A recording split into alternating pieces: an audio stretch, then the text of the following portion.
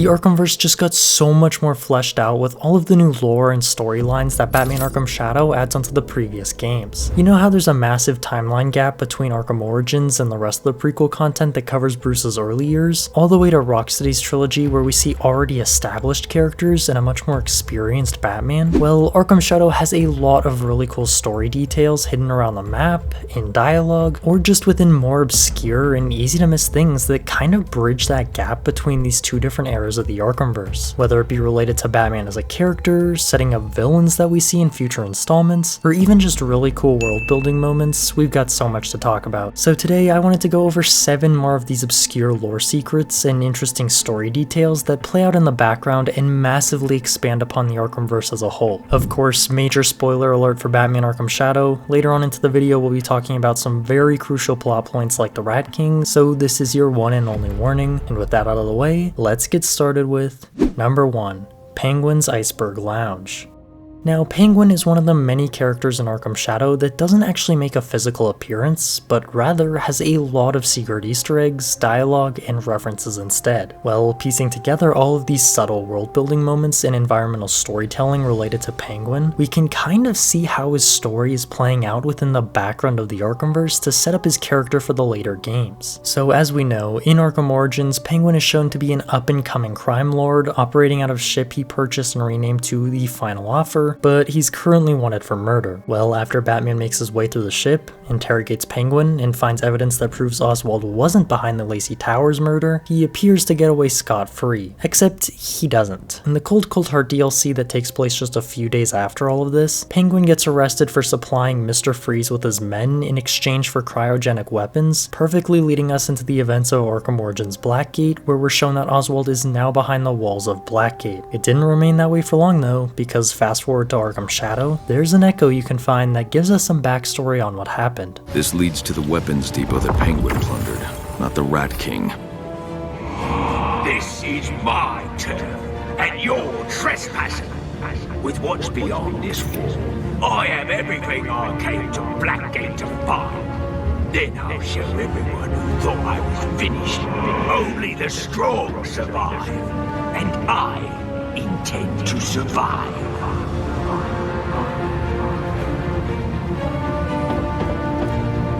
One almost admires his perseverance. Almost. When gunrunning didn't pan out, he cut a deal with Harvey and turned state's evidence. Handed over all he had on Falcone in exchange for his freedom. Hoping to capitalize on the Romans' downfall, no doubt. He says he's going straight, but it's only a matter of time before he slips up again. And I'll be waiting.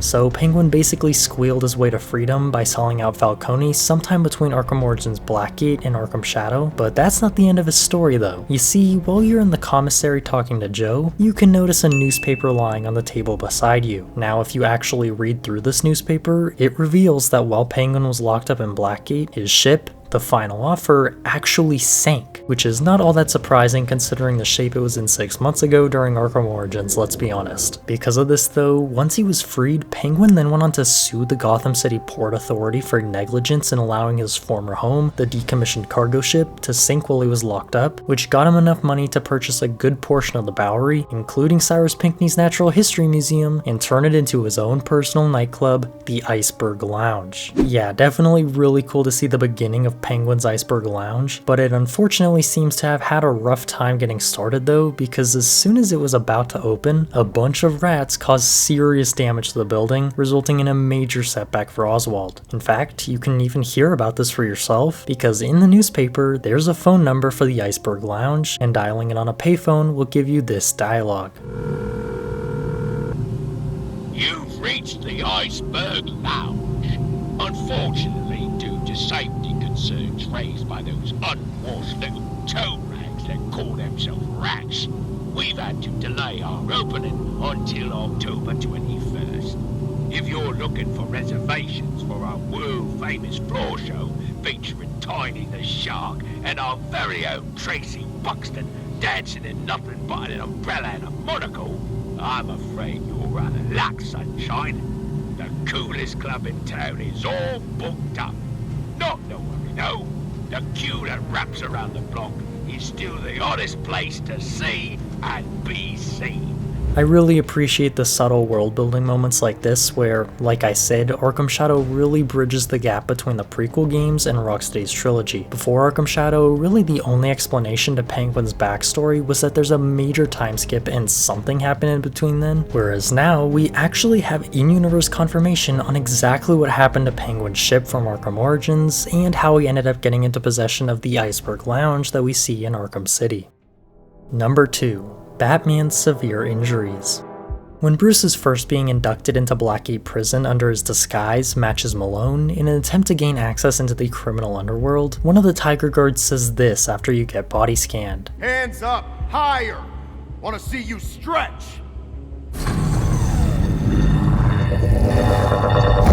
Never seen so much metal in a guy.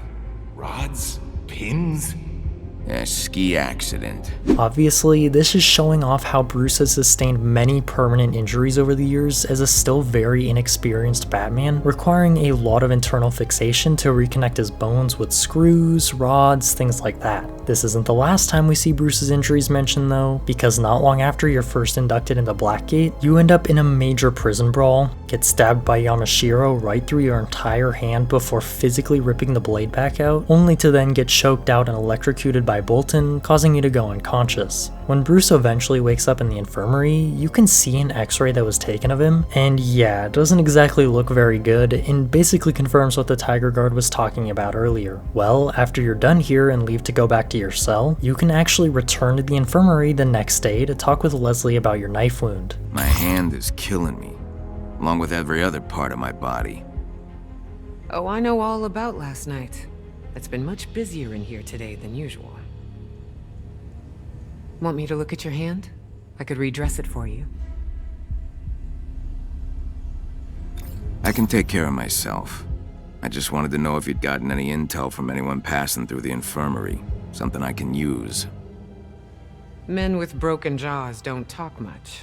Sorry, Mr. Malone. Overall, I love the inclusion of this very brief but extremely important plot point. It's very humanizing to Bruce's entire character. From our perspective as the player, it may look like Arkham Batman is just completely unfazed every time he gets hit, but in reality, he sustains some crazy injuries every night while fighting through the pain, and he has to undergo vital surgeries on his own body pretty regularly, it seems like. Really just goes to show that under all of his armor, Batman is still just a man who can't merely tank hits from people like Bane without facing some severe consequences to his own body.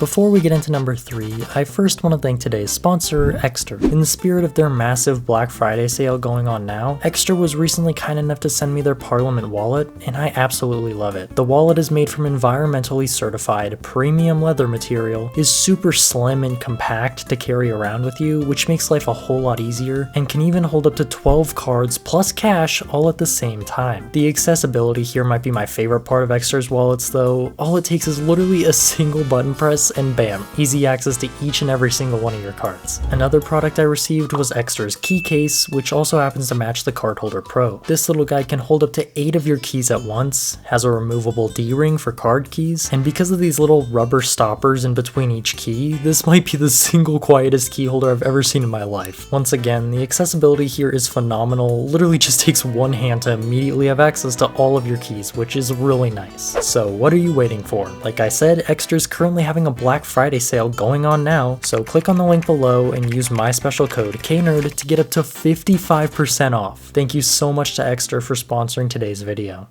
Number 3, what happened to Anarky? So remember Anarky, the guy from Arkham Origins who's on a mission to call out Gotham's corruption, rallying up hordes of followers to fight back against society, and using bombs to target buildings owned by Gotham's rich elites? I've planted 3 bombs where Gotham's corruption is at its strongest. But unlike those I fight to overthrow, I believe in choice. So, I offer you one. Let them detonate, or stop them. Your actions will determine what I do with you.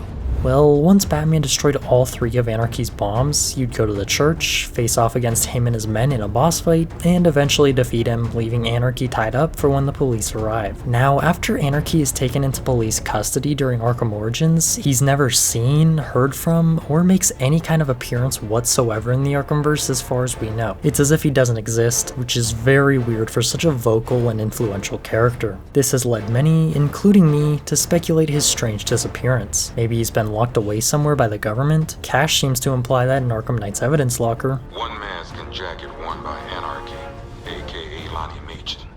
I wasn't even a cop when this kid tried to hit Gotham. No one's seen him since. No one knows where they're keeping him.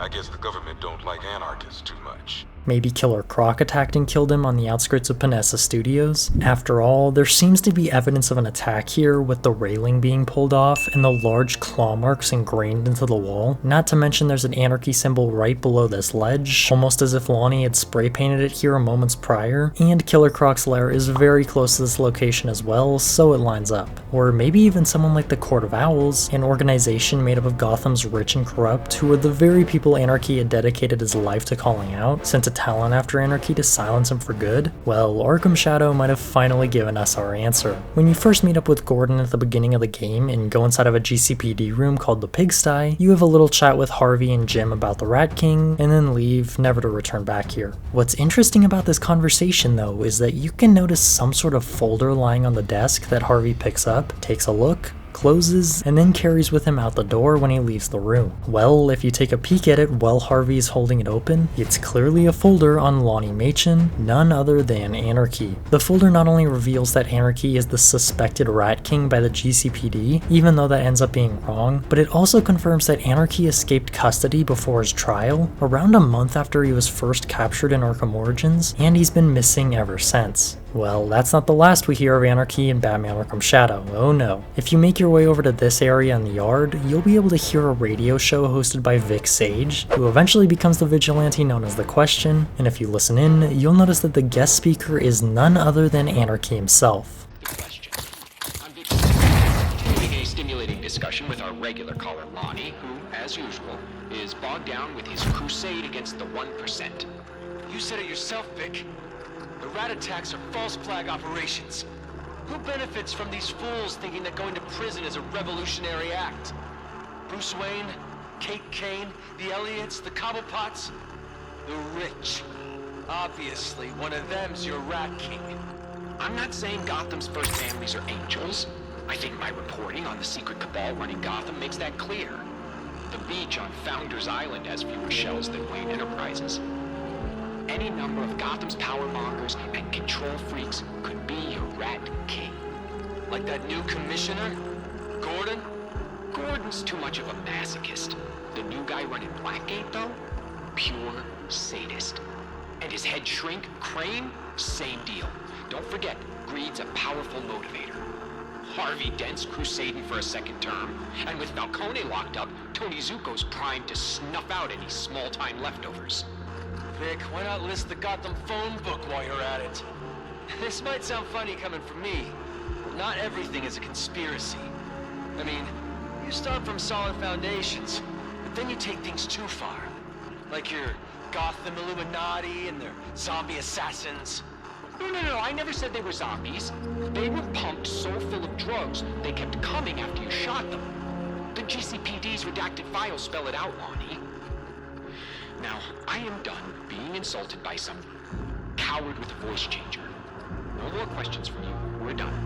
What I find really interesting about this whole conversation is the fact that Anarky directly brings up Gotham's Illuminati and their zombie assassins, definitely referring to the Court of Owls. Like we were talking about, it seems very plausible that the Court of Owls sent a Talon to silence Anarky at some point within the Arkhamverse, especially since we've already seen a lot of proof of their existence in Arkham Origins, including the Talon statues and the classic Court of Owls nursery rhyme. This very deliberate dialogue coming directly from Anarky where he sort of mocks mocks the court, I would say that almost confirms it in a fourth wall break kind of way. So yeah, while Anarky probably does end up dying, let's be honest, his influence still clearly lives on. As mentioned in the folder, the rats put a major emphasis on the A in Wrath, purposely making it look like an Anarky symbol. There's also multiple dedicated Anarky symbols you can find in Arkham Shadow, whether it be on walls, across floors, or even tattooed onto some prisoners. Really just goes to show that Lonnie's message really resonated with a lot of these people in his attempt to get the poor to rise up and fight back against the corrupt system. It's not just in the prequel Arkham games that his massive influence is shown either, because Anarky's symbol can be found as late as Arkham Knight, around a decade later, where criminals are still using it and spray painting the symbol all over Gotham to send the same message that Anarky stood for all those years prior.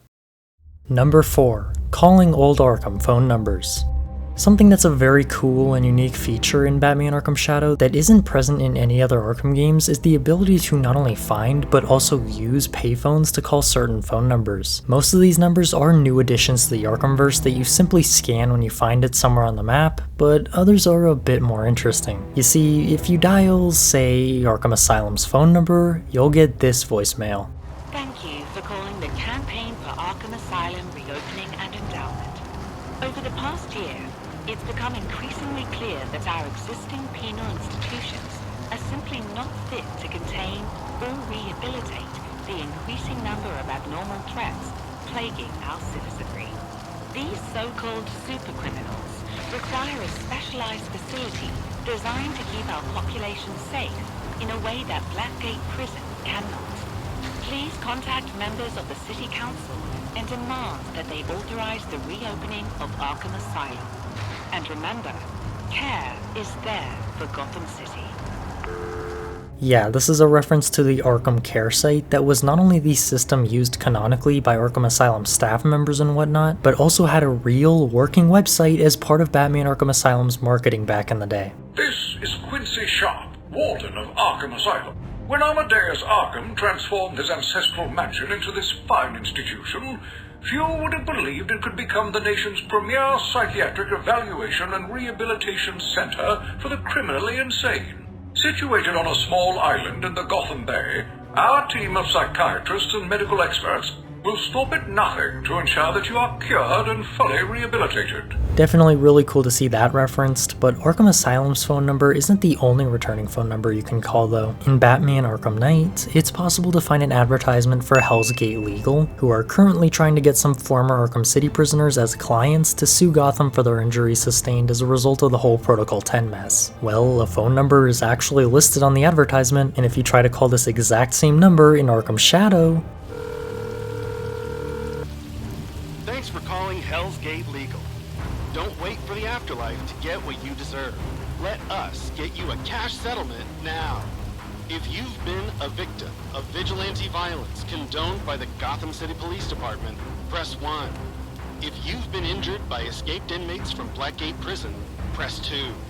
If you've been wrongly incarcerated in Blackgate Prison and denied any of your rights, press 3. If you are a member of the Gotham City Police Force who has been wrongfully terminated, press 4. Hell's Gate Legal Services is proud to support our local law enforcement officers, guilty of nothing but doing their jobs. We're planning to launch wrongful termination suits against the GCPD next year.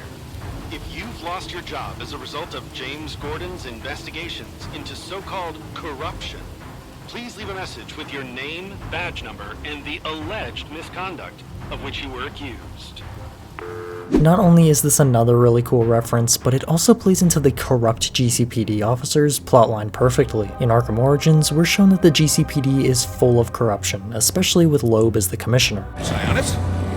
Haven't I always come through for you? Once Loeb was killed and Gordon took over though, a lot of those cops ended up getting fired for being corrupt, like Officer Brandon just for an example, and it seems like all of these unemployed policemen then went to go work for Tiger instead. Mr. Falcone, your problems are Tiger's priority. My guys have a prison to run. Your guys? Ha! Once upon a time, these were my guys. Once upon a time, these tigers were greedy little pigs, eating the scraps I fed them.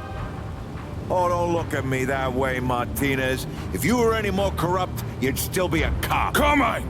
One final phone call I want to talk about is coming from Arkham City. Obviously, during Zaz's side mission, Cold Call Killer, you have to answer ringing payphones all around the map in order to track down Zaz's location. Well, while you're actively looking for the ringing payphones, each one will actually have a unique phone number that shows up on your screen. If you call this specific one, 455-555-7892, you'll be able to listen to this.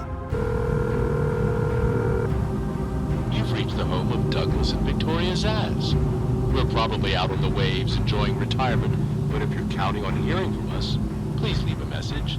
And if it's our rambling son Victor, keep it short, son, or the machine will cut you off again. Yep, Zaz's father before he died. I hope you noticed the Zaz-themed cut joke thrown in there. That was definitely intentional. Overall, I really like that the devs brought all of these old phone numbers back from previous Arkham games by putting them in Arkham Shadow. It may seem small, but it really does make this world feel so much more alive. Number 5. Hugo Strange's origin story. In the Arkhamverse, Hugo Strange is a character that's really only prominent in Arkham City, being one of the main villains and all, but outside of that one appearance, he never actually shows up. However, we do still have some backstory that sort of sets him up to become a villain, and his origin story has now been very much expanded upon thanks to Arkham Shadow. In Batman Arkham Origins, remember how you can collect extortion files that give some extra insight into specific characters? Well, in one of those audio tapes about Alberto Falcone, it's revealed to us that Professor Strange was working as a psychiatrist and a supervisor to Dr. Quinzel at Blackgate Prison. Mr. Falcone, this is Dr. Strange's office calling. Right, sorry. I missed my last appointment. I had to... Actually, you missed your last 2 appointments. Right. Look, I appreciate the doctor's concern, but I have it under control now. There's no need for any further treatment. I'm afraid Dr. Strange doesn't feel the same way, Alberto. We would hate to take unnecessary chances when we've come so far. Listen, I'm not one of Strange's test subjects to be poked and prodded. Have you forgotten who I am? Who my father is? Well, fast forward 6 months later to Batman Arkham Shadow, we never actually see Strange make an appearance, but we can still see subtle continuations of this plot point that he was indeed supervising at Blackgate, especially when he's brought up multiple times throughout the game by people like Harleen. You'll have to excuse Dr. Crane. He was brought in to replace the outgoing supervisor, Professor Strange, and, well, he has a very narrow view of therapy. As well as Barbara later on into the game. Dr. Crane's early years in pre-med were unremarkable, but as a postdoc, he really came into his own. In the end, he was the subject of a bidding war between institutes, resulting in a handsome offer. An offer he turned down to take Hugo Strange's position as Director of Rehabilitation at Blackgate. That's not all though, because if you find and scan one of these Dr. Crane research advertisements around Gotham, which side note is a very cool Easter egg that was brought back from Arkham Origins, you can listen in on a voicemail where Crane himself even talks about Hugo Strange and how he got replaced at Blackgate. You've reached the Gotham University offices of Dr. Jonathan Crane. Thank you for expressing interest in my study on the nature of terror. That study is now closed. Furthermore, I've resigned my position at the university to become the new director of rehabilitation at Blackgate Prison. Should you wish to participate in any future studies, I recommend contacting my replacement, Dr. Penelope Young. If you're still inclined to participate in my future research, I'm afraid you'll have to get yourself arrested. So yeah, it's clear that Professor Strange used to work at Blackgate as the Director of Rehabilitation, which is interesting and all to see, sure, but nothing really sets him up to become the big bad villain that we saw in Arkham City, right? Wrong. When you're exploring Crane's side of the ward, which was formerly Professor Strange's working area before he was replaced, mind you, you'll be able to notice some small remnants of Hugo's past work while he was still the one in charge here. In this main hallway, if you look to the left side, you'll notice 3 different doors. One is labeled as a Venom detox room, another has the name Aaron Helsinger on it, but unfortunately both of these doors are locked so we can't see inside. The third and final room though, labeled as Strange's Archives, is open. Looking inside, there's not much here. but what we can see is a very dirty and dimly lit room with a patient chair directly in the middle. You know, a room that looks almost identical to a room that Strange was using in Arkham City for his torture and brainwashing experiments. It definitely seems implied here that Strange was already performing these experiments given how similar these two different rooms are, and this would make total sense. As we're shown throughout Arkham Shadow, Crane has so much freedom to use prisoners as test subjects for his research on fear, all without ever being called out by a higher authority. Barbara even mentions something like this directly to the player. Or maybe he just enjoyed the heady combo of endless test subjects and little oversight. So if Strange was the previous director of rehabilitation, I think we can assume that he had the same freedom as Crane does to perform illegal and immoral experiments on Blackgate prisoners, using them as test subjects for his own personal research. But how do the other rooms in Professor Strange's old hallway play into this? Well, for one, there's the Venom Detox Room, which we already know amplifies its user's strength, speed, and stamina to superhuman levels. As for the other room that's meant for Aaron Helsinger, he's actually the supervillain known as Amygdala, a metahuman that has enhanced strength and durability, which only increases when he gets angry. Obviously, the connection here is that these two rooms in Strange's old hallway directly relate to superhuman abilities. This could mean that this was another aspect of experimentation that Hugo was involved in outside of his research on brainwashing, which would be another thing that makes perfect sense. If Tiger was not only mentally, but physically buffed up by Hugo Strange in Arkham City, this could explain why the Tiger Guards in Arkham Shadow struggled against a very inexperienced version of Batman while he was still relatively new to the whole vigilante thing. But then a decade later in Arkham City, they somehow put up a much better fight against a more mature and experienced version of Arkham Batman. Who knows though, maybe I'm just reaching. So yeah, it seems very much implied that Hugo Strange was already performing illegal and immoral operations on patients at Blackgate all these years beforehand, attempting to master brainwashing techniques and potentially strength enhancements as well, which he later used to mind control an army of Tiger Guards to defeat Batman and enact Protocol 10 in Arkham City.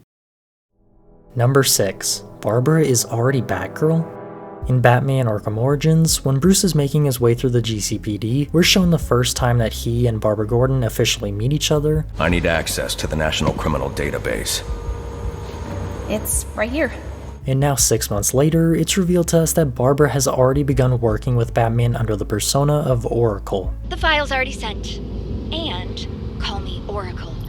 However, even though she's already helping Batman through more technical means as Oracle, there's nothing that proves Barbara has already become Batgirl working out in the field, right? Well, except for one tiny Easter egg. You see, in Arkham Shadow, you can find multiple reports and pictures of a second Batman in newspapers, articles, all that sort of stuff. We talked a little about this in the last video already, where I speculated that this Batman 2.0 could have been someone like Talon or Azrael just based off of how large and muscular the figure looks in the photos that were taken. Well, turns out I was wrong though, because it's actually Barbara Gordon. In an article you can find on Harleen's desk, it mentions how this second Batman sounded like a kid who was faking a deep voice, which definitely fits Barbara. But in a different article you can find inside of the pigsty, you can read about how this same vigilante that was initially identified as Batman saved Gordon's life from a masked criminal by the name of Drew Walker. Assuming the devs just messed his first name up by accident, Gordon's attacker detailed in this article seems to be none other than Killer Moth. And you know what that means? This exact event is Batgirl's origin story, where Barbara steals a mock Batman suit that was made by the GCPD, saves her dad, and officially begins her journey as Batgirl within Arkhamverse lore. If this has already occurred as of the time Arkham Shadow takes place, it definitely means that Barbara has already become Batgirl by this point in universe. This also explains why you can find Barbara actively looking for Shrike early on into the main story. She doesn't have the stolen mock Batman suit to wear because she returned it to the GCPD, and Batman hasn't taken her in as Batgirl yet and given her a new suit himself, but she still seems confident enough to already be taking on crime in the real world outside of her technical work as Oracle. So yes, Barbara Gordon has already taken up the mantle of Batgirl as of the time Arkham Shadow takes place, albeit independently and not directly working alongside Bruce just yet. Number 7. Harvey's personality disorder. In Arkham Shadow, we don't necessarily see a lot of Harvey Dent throughout most of the main campaign, but he does end up playing a major role in the game's story. In the beginning, Harvey starts out as his normal DA self, where we get to talk with him as both Batman and Matches Malone at different points. With that said, Dent eventually does go through a major transformation because we actually get to see the courthouse scene play out where he has acid spilled onto him, burning half of his body. And it's also revealed to us not long after this that Harvey, or at least one of his alter egos, is the one pulling the strings behind the whole rat cult. No more rats. No more Rat King. You are the Rat King. So yes, Harvey is the Rat King that we've been trying to track down all of this time, and this is one of Arkham Shadow's twists that's very hard to see coming when you first play the game. Now that you know Dent's the Rat King though, on a second playthrough, you'll notice a lot of details that foreshadow this big reveal. For starters, at the very beginning of the game, when you're first playing as Matches Malone inside of an apartment, there's a book you can find lying inside of the toilet for whatever reason. This isn't just any book though, it's titled Crime and Punishment, a reference to a very specific Batman and Two-Face comic that opens very similarly to how Arkham Shadow ends, with Harvey Dent standing above Gotham ready to jump to his death, his split personality Two-Face egging him on, and once Harvey flips his coin and lets fate decide, it lands on the scarred side up, and Harvey leaps off into the darkness. Very interesting to see that the prologue of Arkham Shadow, when you're literally first launched into the game, not only foreshadows the big reveal with Two-Face and all, but also kind of foreshadows the entire end scene as well. Now that's far from the only hint though, because also very early on into the game, during the 4th of July, you can find a bunch of posters as part of Harvey Dent's campaign in the election for District Attorney. Some of these posters have remained untouched, you can even call the phone number listed on them, but others have been completely defaced by rats as they made their way through the city, vandalizing everything. Because of this, where the posters used to say Dent are now replaced with the word Rodent. Yeah, that is definitely a cool play on words and a subtle foreshadow that Harvey is the Rat King. Now, as far as Dent's split personality goes though, and his transformation into Two-Face, this is actually foreshadowed multiple times throughout the main campaign as well. When you're inside of Crane's office and trying to reconstruct a crime scene that took place between him and Harleen, you can find this random newspaper that's lying on top of his desk. If you read it, the newspaper talks about a recent incident at the courthouse where a man was on trial for child abuse, and when the man said that his kid deserved it, Harvey completely lashed out and attacked him. Yeah, seems very likely that him not being able to control himself in a moment like this is yet another hint at his associative identity disorder. Harvey showing signs of a split personality isn't exclusive to this newspaper though, because this is also explored in one of his audio tapes with Crane that reveals some very interesting things, as well as sort of going into more depth on this exact incident at the courthouse. Take a listen. That was certainly a novel approach to cross-examination. I know, Doc. I lost it. You should have seen the police photos. This bastard didn't just beat his kid, he starved him. Kept him locked in a closet for 6 months. 8 years old. Fighting with the rats over scraps of food. When the cops finally freed him, his kidneys had failed and his heart was scarred by infection. My goodness, harrowing stuff. And his dad has the nerve to take the stand and tell the court his kid deserved it. Piece of shit's lucky I only took a couple of swings at him. You really think this stuff will help? Early trials are quite promising. Now, hold this. Hold it. There you go. And take 3 deep breaths. Good. I want you to consider that your recent outbursts may be stress-induced. Building a case against Carmine Falcone clearly had you burning the candle at both ends. Well, tell that to the press. All I hear about is how the Batman brought down the Roman Empire. We weren't together, you know. Me, him, Gordon too. I'm starting to lose my cool again. No. That's good. Good. We've already touched on how much you've been repressing. The more you try to contain your shadow, the more that aspect of your psyche stagnates and festers. We need to bring it to light. Drag it out of the darkness. That's what I've been trying to do with this whole city. Too many trials. Too many appeals. Better we let fate judge. No, it's, getting worse. Headaches, mostly. That's only a function of your conscious mind giving way to your shadow self. As it rises to the surface, your awareness becomes fuzzy, in a neurological sense, as you grapple with the headache. That's not it. It's never been this bad.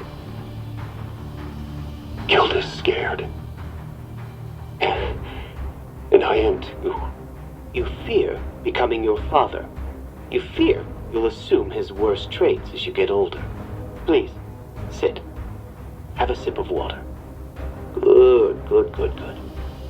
Listen, things always feel more intense just before the real healing begins. You are making remarkable progress. We are making remarkable progress.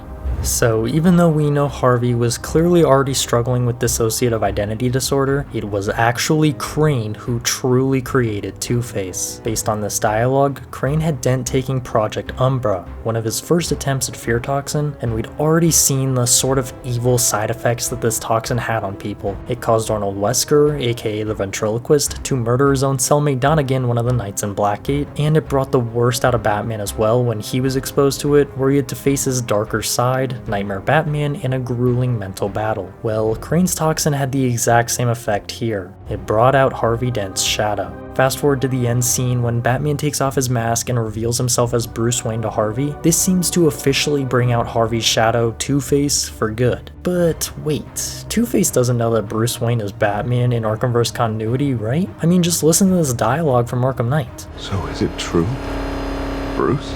Don't answer them. We know the truth. You aren't Bruce Wayne. Jim Gordon and I, we didn't strike a deal with Bruce Wayne. And it's sure as hell not Bruce Wayne waiting on the rooftops each night. Well, the explanation given in Arkham Shadow is that Harvey lost his memory, likely due to his mental disorder. However, that's not what caused Harvey to forget that Bruce was Batman. Who knew? It was Crane.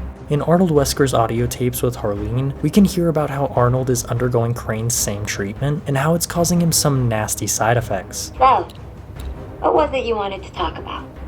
Oh, well, I'm not trying to make any trouble for anyone. It's all right, Arnold. I'm not one of the guards, okay? I'm here to help. I'm sorry. It's just that Dr. Crane's treatments seem to be giving me some side effects. Dr. Crane's been treating you? I'm not seeing anything in the file about that.